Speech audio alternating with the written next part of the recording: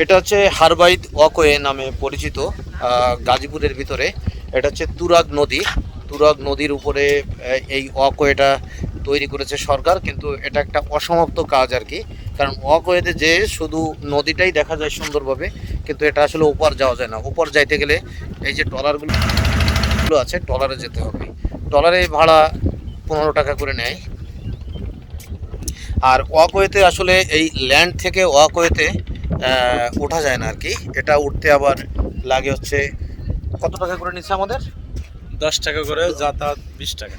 10 টাকা উঠতে নিচ্ছে, আবার নামতে 10 টাকা নেবে। এটা একটা খরচ আছে আর কি, ছোটোখাটো। আর এই ওয়াকওয়েটা দেখায় সুন্দর একটি ওয়াকওয়ে, একেবারে নদীর মাঝখান দিয়ে চলে গিয়েছে। অসাধারণ প্রাকৃতিক পরিবেশ আর কি।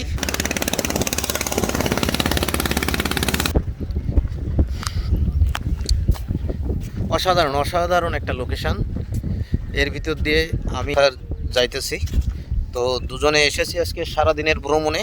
আরেকটা জায়গায় যাব আমরা, খাতিয়া বিল। খাতিয়া বিল, সেখানে একটু ইসের মতো, নিকলির মতো রোড আছে আর কি।